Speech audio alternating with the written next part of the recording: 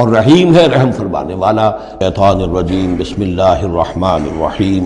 وَإِذَا ضَرَبْتُمْ فِي الْأَرْضِ فَلَيْسَ عَلَيْكُمْ جُنَاحٌ أَن تَقْصُرُوا مِنَ الصَّلَاةِ صدق اللہ العظیم۔ اب یہ پھر کچھ شریعت کے احکام آ رہے ہیں، گویا کہ خطاب کا رخ پھر اب مسلمانوں کی طرف، اہل ایمان کی طرف۔ شریعت کے احکام، عبادات سے متعلق تفاصیل۔ اور اے مسلمانوں، جب تم زمین میں سفر کرو تو کوئی حرج نہیں ہے تم پر، کوئی گناہ نہیں ہے کہ تم کچھ کم کر لیا کرو نماز میں۔ ان خفتم ان یفتنکم الذین کفروا، اگر تمہیں اندیشہ ہو کہ تم کو نقصان پہنچائیں گے کافر۔ ان الکافرین کانوا لکم عدوا مبینا، یقیناً یہ کافر تمہارے کھلے دشمن ہیں۔ یہ ہے قصر صلاۃ، لیکن صلاۃ الخوف کی حالت میں، جنگ کی حالت میں قصر کا حکم۔ اور اس میں بھی خاص طور پر جو صورتحال تھی کہ جب حضور کے ساتھ ہوتے تھے تو اب اگر شکل یہ ہوتی کہ آدھا آدھا لشکر علیحدہ علیحدہ نماز پڑھے اور پھر حضور ایک کے ساتھ نماز پڑھیں تو دوسروں کو محرومی کا احساس ہوتا۔ لہذا آپ دیکھیے کہ ایک بہت عمدہ تدبیر بتائی گئی۔ فَإِذَا كُنْتَ فِيهِمْ، تو اے نبی جب آپ بھی ان کے اندر موجود ہوں، فَأَقَمْتَ لَهُمُ الصَّلَاةَ، اور آپ نے ان کے لیے نماز کھڑی کر دی ہو، فَلْتَقُمْ طَائِفَةٌ مِّنْهُمْ مَعَكَ، تو ان میں سے ایک گروہ کو تو کھڑے ہونا چاہیے آپ کے ساتھ۔ وَلْيَأْخُذُوا أَسْلِحَتَهُمْ، اور جو دوسرے ہیں وہ اپنا اسلحہ لے کر وہ چاق و چوبند رہیں۔ فَإِذَا سَجَدُوا فَلْيَكُونُوا مِنْ وَرَائِكُمْ، تاکہ جب تم سجدہ کرو، جو حضور کے ساتھ نماز پڑھ رہے سجدے میں جائیں تو وہ دوسرا گروہ جو ہے جو نماز میں شریک نہیں ہے وہ ان کی حفاظت کرے، کھڑے رہیں ان کے پیچھے۔ وَلْتَأْتِ طَائِفَةٌ أُخْرَىٰ، اب اس کے بعد ہوتا کیا تھا کہ حضور نے ایک رکعت نماز پڑھا دی اور آپ بیٹھے رہے، دوسری رکعت کے لیے اٹھے نہیں۔ دوسری رکعت مسلمانوں نے خود ادا کر لی۔ اب جب انہوں نے سلام پھیر دیا چلے گئے تو جو پہلے جو تھے جو اس وقت تک شریک نہیں ہوئے تھے وہ حضور کے پیچھے آ گئے۔ اب حضور نے ایک رکعت اور پڑھی تو ان کی ایک رکعت حضور کے پیچھے ہو گئی، اس کے بعد حضور نے ایک رکعت کے بعد سلام پھیر دیا، انہوں نے پھر ایک رکعت اور ادا کر لی، اس طریقے سے کہ کوئی بھی حضور کی امامت کے شرف سے اور فضل سے محروم نہ رہے۔ فَإِذَا سَجَدُوا فَلْيَكُونُوا مِنْ وَرَائِكُمْ وَلْتَأْتِ طَائِفَةٌ أُخْرَىٰ لَمْ يُصَلُّوا فَلْيُصَلُّوا مَعَكَ، اب وہ دوسرا گروہ کو آنا چاہیے کہ جنہوں نے ابھی نماز نہیں پڑھی تھی کہ وہ آپ کے ساتھ نماز پڑھیں۔ وَلْيَأْخُذُوا حِذْرَهُمْ وَأَسْلِحَتَهُمْ، اور ان کو چاہیے کہ وہ اپنی ڈھالیں بھی، اپنا بچاؤ بھی اور اسلحہ بھی ساتھ رکھے۔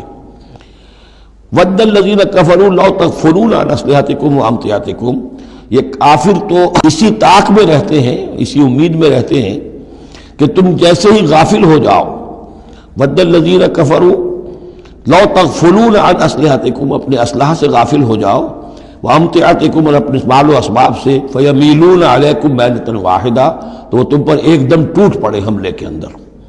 وَلَا جُنَاحَ عَلَيْكُمْ إِن كَانَ بِكُمْ أَذًى مِّن مَطَرٍ، اور کوئی حرج نہیں ہے تم پر، کوئی گناہ نہیں ہے اگر تمہیں کوئی تکلیف ہو یا بارش کی وجہ سے کوئی صورتحال ایسی ہو، اور کنتم مرضى، یا تم بیمار ہو، ان تضعوا اسلحتکم، کہ اسلحہ تو اپنا رکھ دو، وخذوا حذرکم، لیکن صرف ڈھال لے لیا کرو کہ اچانک کوئی حملہ ہو جائے تو اگر پوری تلوار نیزہ وغیرہ سب اپنے جسم پر لگایا ہوا ہے تو نماز کا پڑھنا مشکل ہے، اور یہ کہ حالات ایسے ہیں تو اسلحہ علیحدہ رکھ دیا جائے لیکن ڈھال اپنے پاس موجود رہے، تاکہ اچانک کوئی حملہ ہو تو کم سے کم انسان کو وقت ملے کہ وہ اپنے آپ کو بچا کر اور پھر وہ اپنا اسلحہ بھی لے لے گا۔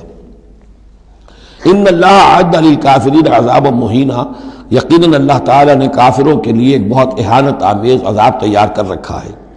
فَإِذَا قَضَيْتُمُ الصَّلَاةَ، پھر جب یہ نماز اس طریقے سے تم ادا کر لو، فَاذْكُرُوا اللَّهَ قِيَامًا وَقُعُودًا وَعَلَىٰ جُنُوبِكُمْ، تو پھر ذکر کرو اللہ کا، کھڑے ہوئے، بیٹھے ہوئے، لیٹے ہوئے، سواریوں پر چلتے ہوئے۔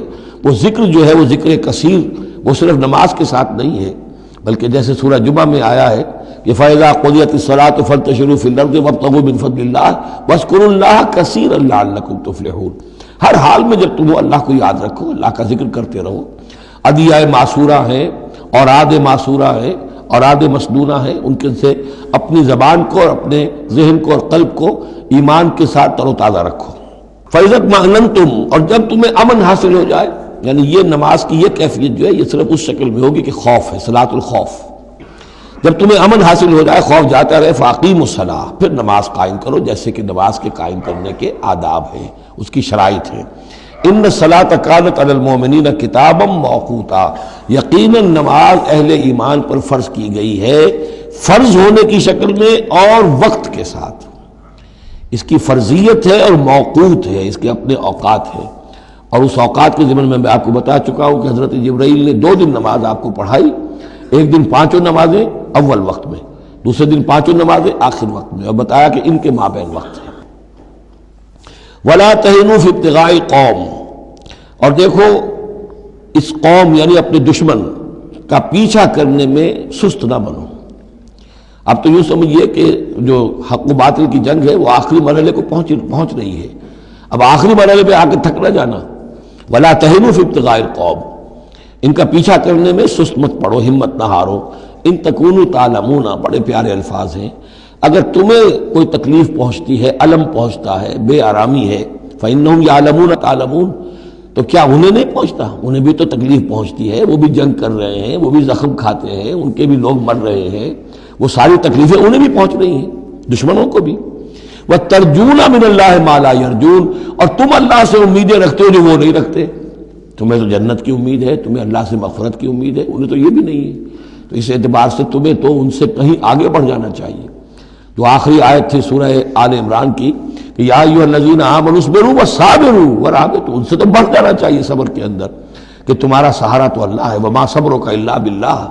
ان کے تو یہ من گھڑت قسم کے دیویاں دیوتا، ان کے دل کے اندر ان کی حقیقت میں کوئی قدر و قیمت بھی نہیں ہے، پھر بھی وہ اپنے باطل معبودوں کے لیے اس طریقے سے جان جوکھوں میں ڈال رہے ہیں، تو مسلمانوں تمہیں تو اس سے 10 گنا کرنا چاہیے۔